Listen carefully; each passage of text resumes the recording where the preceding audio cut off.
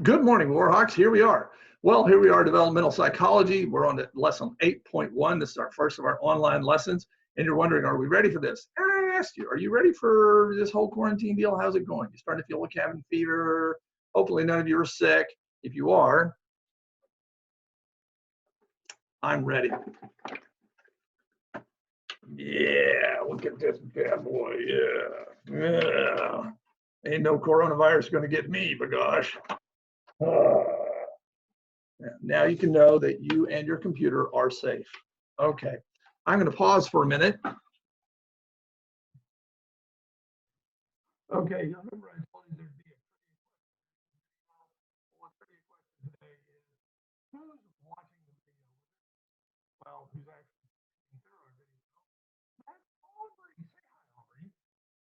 Well, she won't say hi. Anyway, that's your answer to your trivia question for today. We'll pause again. Okay, we're back, so let's begin. We'll begin by talking about Erik Erikson. As a way of review, Erik Erikson he's one of the good guys in psychology, and that is he's fairly normal and he had a fairly positive view about people. And his view is that people went through 8 stages or had 8 developmental tasks to accomplish in their lives. The first 4 of these stages or tasks are listed right here. They are trust versus mistrust, and that's for newborns up to about 9 months of age. Then there's autonomy versus shame and doubt, and that's for kids between 9 months and about 2 years. Then there's initiative versus initiative versus guilt, which is the stage kids are at during the preschool years, which is what we're discussing today. And finally, there's industry versus inferiority in the grade school years. Now, the thing to notice how this progression from initiative or from autonomy or to initiative to industry. Basically, what you see is across these first few years of life, kids are really growing in their independence and they're growing in their abilities. And so, it begins with that first stage, autonomy versus shame and doubt. And at that stage, kids are learning to go potty. And so they're starting to get some control over kind of their bodily functions, things like that. And it continues in this next phase that we call initiative versus guilt. And what you find is that kids at this age, initiative versus guilt, they'll go one step further. And at this stage, kids have a boundless energy, great enthusiasm, great, they just enthusiastically dive into all kinds of new things. And you commonly hear kids say things like, I want to do it myself, mommy. And that's exactly what a healthy initiative looks like. It looks like a can-do attitude. The thing I find interesting is that Erikson uses the term guilt as the negative consequence. And it really is a good description. You may find that young children, when they fail at things, they often respond as if they've done something wrong. For example, imagine having a vase with flowers on a table, and the 3-year-old comes along and knocks off the flowers, breaking the glass, spilling water on the floor, scattering flowers all over the place, just creating a big mess. They don't necessarily have the cognitive sophistication to take intentionality or purpose into account. They look at the results of the mess, not whether it was actually an accident or not, and so they express guilt. They look at things and they say, I just done something terrible, right? And that gets to a critical point because every kid is going to fail and they're going to make mistakes. And so it's how we as parents and caregivers respond when things happen. That's the critical thing. If we respond in an overly harsh or negative way, the kids are going to blame themselves and they're going to wind up eventually becoming hesitant and anxious. And that's ultimately what the guilt looks like. It looks like hesitance and anxious, and they don't necessarily want to try new things, right? On the other hand, a healthy sense of initiative is that can-do attitude, which is tempered with the realization that they do live in a dangerous world and they do still have to follow rules and order. They have to learn to be resilient in the face of mistakes and failures. Now, next, we talk about self-understanding. And in early childhood, kids' understanding of themselves is pretty concrete. So if you ask them a question like how to describe themselves, they're going to give you very physical, concrete descriptions, such as, I'm a boy. I have an older sister. She has a fish. These types of descriptions may leave us kind of rather puzzled, but they make sense to the kids. Around age 4 to 5, kids started using some psychological traits and emotional terms when they describe themselves. Therefore, you may hear them saying things like, I'm not scared, I'm always happy. And this points out another characteristic.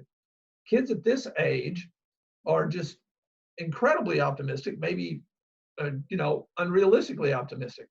This is partially because they cannot distinguish between what they would like to be and what they're actually like.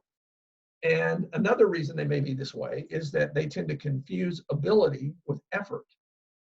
So although young children's understanding of themselves and others is definitely limited, it is developing rapidly, and it develops through observation and through everyday give and take conversations that they have with adults. Therefore, parents do play a very critical role. For example, in one study, Goodvin and her colleagues, this is in our book, found that insecurely attached preschool children whose mothers reported high levels of parenting stress and depressive symptoms scored lower on measures of self-concept. By contrast, other research indicates that children with a better basic understanding of emotions developed more advanced understanding of other people's thoughts and actions. Now, if you remember back a couple chapters, we talked about primary emotions and subconscious emotions. Primary emotions are going to be things like anger, sadness, happiness, things like that. These are things you're just basically thought to be born with. But they're also what we call self-conscious emotions, and these are going to be things that require an awareness of self, and these include such things as pride, shame, embarrassment, and guilt. As kids go across the preschool years, you find that they do express more self-conscious emotions, but the other thing to keep in mind is that they're still very much influenced by the environment. For example, kids are highly influenced by their parents' responses to their behavior. So, for example, if a parent says something really harsh to their kid or really shames their child, it's really going to have a strong impact on them. For example, there's a study done by Nelson and her colleagues done back in 2012 that talked about how moms who expressed a high incidence of positive emotions and a low incidence of negative emotions had kids who used more positive emotional words during mother-child interaction. In other words, if you are modeling that sense of positivity, the kids are going to pick it up and they're going to speak positively back to you, right? Other areas where you see real growth in kids across the preschool years is in their ability to understand other people's emotions, as well as the ability to talk about their own emotions. And part of this has to do with the fact that there's an overall language growth, language spurt, and vocabulary spurt. Kids are just learning a lot more words, and they develop a much richer vocabulary to describe their emotions. But you also do notice that kids begin to have an understanding that the same event can lead to very different feelings in different people. That is, they understand that when something happens, it may make one person sad, but another person very happy. And the point of all this is it's pretty clear that taking the time to talk to your kids about the emotions that they experience during the day really can help them understand themselves and others better. As for understanding other people, it tends to follow about the same pattern as self-understanding. For example, around age 4, kids start using psychological traits when they describe other people. Therefore, you're likely to hear them describe their friend or their teacher as being nice or friendly. But like I say, they're developing a more complex understanding of people all the time. For example, researchers have found that even 4-year-olds understand that people say things that aren't true to get what they want or to avoid trouble. Okay. Also, you find that kids are starting to develop an understanding of joint commitments. And one of the ways you see that is when kids play together. Now, when kids play together at this age, it doesn't go well. A lot of times they're gonna have a lot of conflict with one another. But that conflict is based on the idea that one play partner is supposed to do something and the other's not, and they're not doing it. And that is, there's a sense that there's an obligation here. So they understand the joint commitments, they understand the mutual obligation. Finally, when you add all these things up, as well as research related to theory of mind, what you see is that kids may not be as egocentric as Piaget thought they were. That is, they do have an increasing understanding of themselves and others. And what this all points out is that parents and other adult caretakers really do have a great opportunity to shape kids so that they have a better understanding of themselves and so that they develop better social skills. Finally, and this is the last slide for this presentation, is another big change during the preschool years is that kids really do become aware of the need to regulate or manage their emotions. And you'll see this, by the way, kids, you'll see them trying to control themselves, going, okay, I'm gonna count to 10, I'm gonna count to 10, I'm gonna, right? So they're starting to understand they have to keep these things together. And this really is critical because self-control or self-regulation really is a fundamental part of becoming socially competent. Kids need self-control in order to get tasks done, but they also needed to manage their relationships with their peers and as well as manage the relationship with their parents. And for example, research indicates that moody and emotionally negative children are more likely to experience rejection by their peers, whereas emotionally positive kids are more popular. And that starts at a very early age. So kids need to learn these things. Now, some of the growth in their ability to control emotions and things like that is due to brain maturation, particularly in the prefrontal lobe areas, because that's the area that controls executive functioning, and that in turn is responsible for impulse control.